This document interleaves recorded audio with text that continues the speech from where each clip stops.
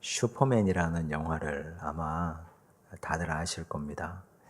1978년도에 크리스토퍼 리브 주연으로 처음 슈퍼맨이 세상에 나왔을 때 그야말로 그 영화는 온 세계 어린이부터 어른까지 큰 충격을 주고 지금까지도 많은 사랑을 받고 있습니다. 현재 슈퍼히어로물 영화들이 전 세계 영화 시장에 많이 나와 있는데 그 히어로물의 원조라고 말할 수 있는 것이 슈퍼맨 영화입니다. 저도 어릴 때 슈퍼맨을 보고 굉장히 동경하고 사랑했습니다. 그런데 이 슈퍼맨이 아주 놀랍게 사람들에게 사랑받은 이유들이 몇 가지 있습니다. 일단은 정의의 편에 섭니다. 악당들을 물리칩니다. 그리고 정말 필요할 때 꼭 나타납니다.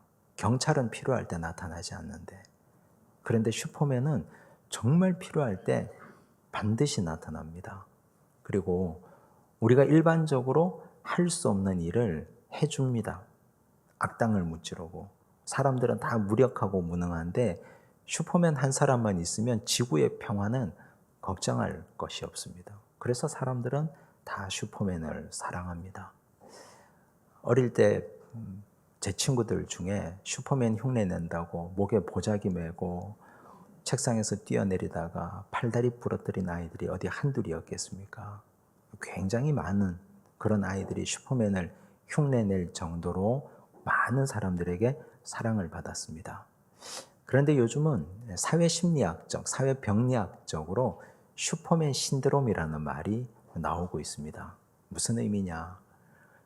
자기가 다 일을 해야 된다는 사람들, 자기 조직에서 일어나는 일을 내가 다 알아야 되고 자기 조직에서 일어나는 일은 나를 거쳐서 내가 다 해결해야 되고 슈퍼맨이 그렇지 않습니까? 지구에서 일어나는 일은 어디든 다 쫓아가서 다 찾아가서 문제를 해결하고야 마는 슈퍼맨처럼 자기 조직에서 일어나는 모든 일은 내가 다 해결해야 직성이 풀리는. 그런데 인간은 한계가 있지 않습니까? 그렇게 하고 싶으나 할 수가 없는 것이 인간이라는 연약한 존재입니다. 그런데 사람들은 그런 슈퍼맨 신드롬에 빠져 있습니다. 그리고 주변에서 자꾸 부추깁니다. 잘한다고. 그렇게 해야 된다고. 당신이야말로 우리 조직을 구하는 영웅이라고. 그래서 사람들은 영웅이 필요한 시대에 영웅이 되고자 하는 욕망에 사로잡혀서 살아갑니다. 그런데 영웅이 될 수가 없습니다. 오늘 우리가 읽은 본문에도 사탄이 예수님에게 영웅이 되라고 속삭입니다. 예수님은 이런 사탄을 책망하시고 물리칩니다.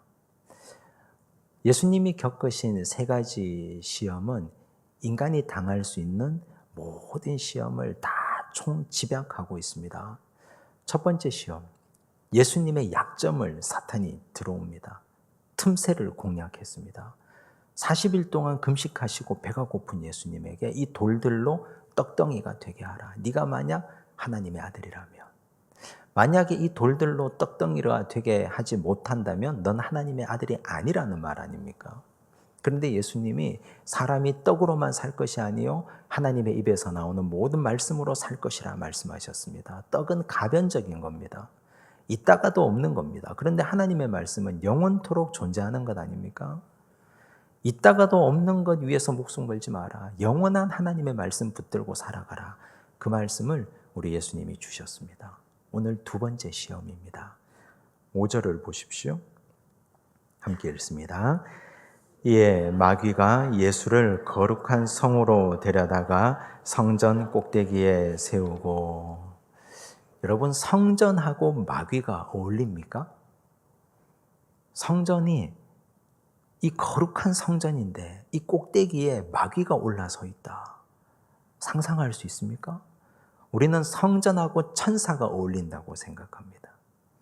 그래서 사람들은 어릴 때부터 겁이 나고 무서우면 십자가를 끌어안고 잠이 듭니다. 목에 십자가 걸고 다니면 악한 사탄 마귀가 절대로 나를 침범하지 못할 거라고 생각합니다. 교회 안에 있으면 아무런 문제가 일어나지 않을 것 같습니다. 그런데 천만의 말씀입니다. 성전에 마귀가 올라와 있지 않습니까? 거룩한 성전 꼭대기에 마귀가 올라와 있습니다. 성전은 건물일 뿐입니다. 중요한 것은 그 성전에서 신앙생활하는 사람들의 영적 상태입니다. 우리가 십자가 목걸이를 메고 다니느냐, 십자가를 손에 붙들고 자느냐, 이게 중요한 게 아니라 우리 삶이 정말 십자가의 삶을 살고 있느냐. 이것이 악한 사탄 마귀가 우리와 함께 하느냐 아니냐, 이걸 결정하는 것입니다. 이 당시 예수님 당시에 성전이 어떤 모양입니까? 헤롯 성전 아닙니까? 그 당시의 종교 지도자들 모두가 타락해서 썩어 빠진 사람들입니다. 그 성전에는 사탄 마귀가 득실득실하게 살고 있습니다. 사탄이 성전을 유린하고 있습니다. 그런 악한 성전에 악한 사람들이 있는 곳에 사탄 마귀가 있는 것 전혀 이상한 일이 아닙니다. 지금도 우리가 정신 차리지 않으면 이 성전에 사탄 마귀가 집을 짓고 살 수 있습니다. 교패 붙였다고 그 집에 악한 사탄 마귀가 틈타지 않습니까? 천만의 말씀입니다. 하나님 말씀대로 사는 집이어야 성령께서 함께 하시고 사탄 마귀가 물러가는 거지. 말씀대로 살지도 않는데 어떻게 악한 사탄 마귀가 물러가겠습니까? 좋다 하고 달려들죠. 거룩한 성전이라고 되어 있지만 그 성전에 사탄 마귀가 집을 짓습니다. 그곳에 예수님을 데려오고 이렇게 말합니다. 6절을 보십시오.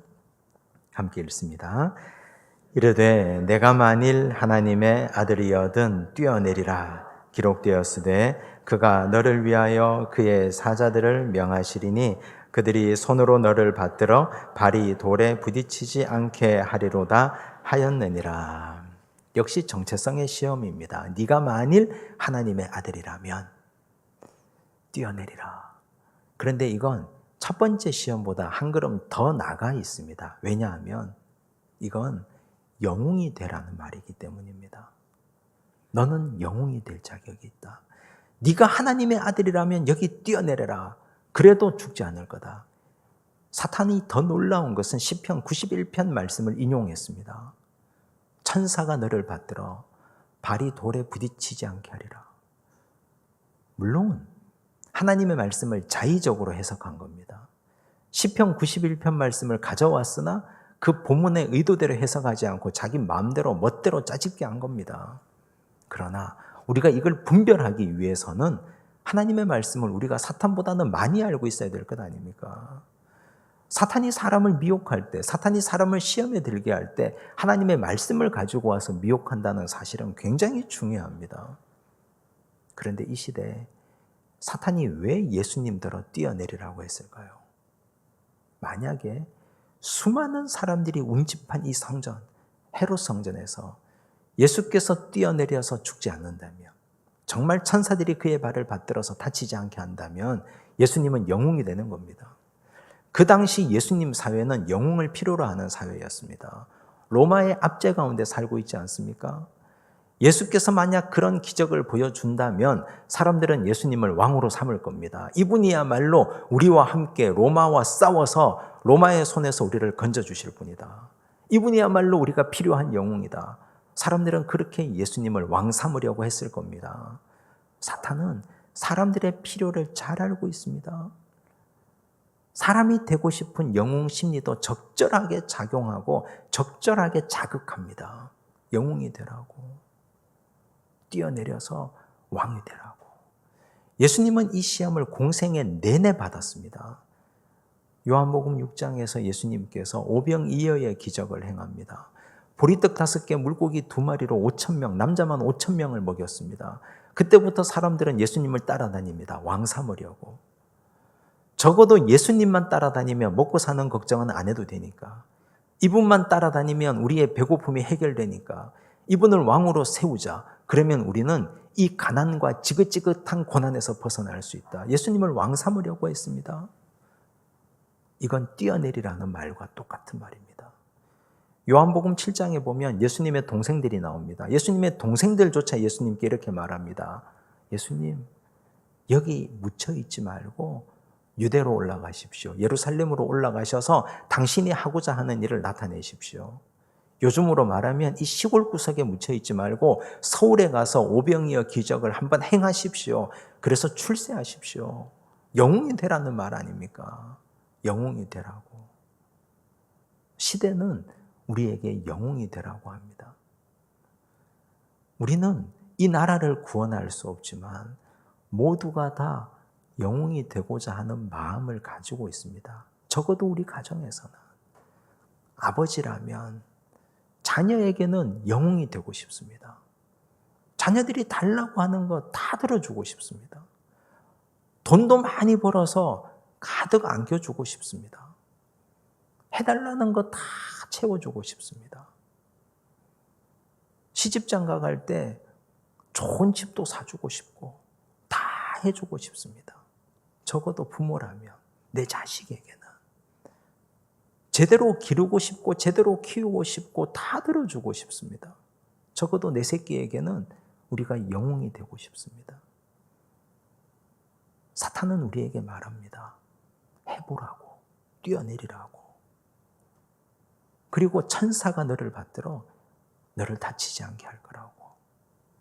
그런데 인간의 연약함을 전혀 무시한 사탄의 속삭임입니다. 하나님은 우리 인간을 흙으로 빚었습니다. 열심히 일하다 보면 망가집니다. 밤잠 못 자고 열심히 일하다 보면 적어도 내 새끼에게 영웅이 되려고 내 몸 상하는 줄 모르고 열심히 일하다 보면 병들고 다치고 무너지고 다 쓰러지고 아무것도 남는 것이 없습니다. 한계를 인정하지 않으면, 내가 할 수 있는 것 그 한계를 산긋지 않으면, 한계를 인정하는 것이 그게 하나님 앞에서 참된 믿음입니다. 우리 예수님 얼마든지 뛰어내려도 다치지 않을 수 있습니다. 하지만 예수님 그렇게 하지 않은 이유는 앞으로 오고 올 모든 인류가 당할 시험이기 때문입니다. 예수님이 이렇게 대답합니다. 7절 말씀입니다. 함께 읽습니다. 예수께서 이르시되 또 기록되었으되 주 너의 하나님을 시험하지 말라 하였느니라 하시니. 하나님을 시험하지 말라. 말씀 가지고 장난치지 말라는 말입니다. 진짜 영웅이 누굽니까? 한번 뛰어내려서 사람들에게 놀라움을 가져다 주고 영웅이 되는 자가 진짜 영웅입니까? 진짜 영웅은 하나님의 말씀을 그대로 지키고 사는 자가 하나님 앞에 영웅입니다. 우리 예수님 이 땅에 오셔서 말씀대로 사셨습니다. 이사야 53장 5절, 그가 징계를 받음으로 우리는 평화를 누리고 그가 채찍에 맞음으로 우리는 나음을 입었도다. 그 말씀을 지켰습니다.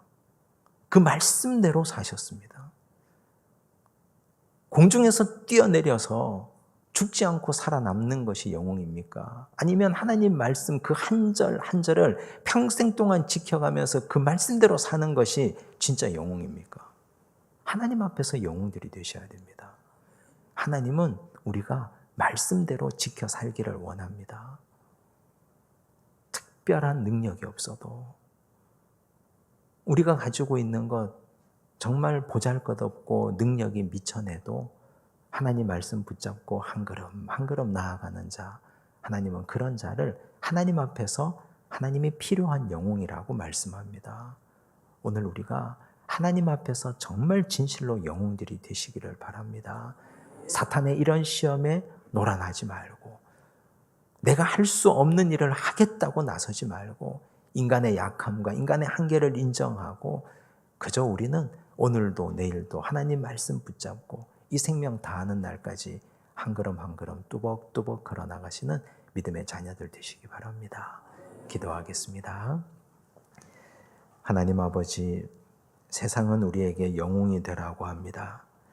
다른 부모들처럼 자녀들에게 돈도 많이 주고 집도 사주고 해달라는 것 다 해주는 부모가 되라고 말합니다. 세상은 우리에게 멋진 사람이 되라고 말하고 어떤 것이라도 수단과 방법을 가리지 않고 성공하고 출세하고 돈 많이 벌라고 말합니다.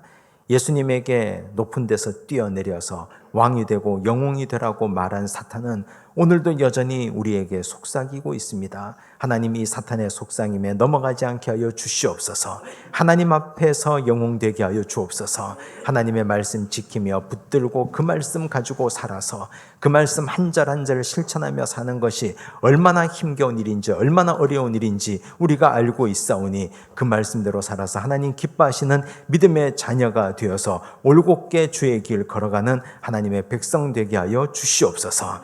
모든 말씀 예수님 이름으로 기도드리옵나이다. 아멘.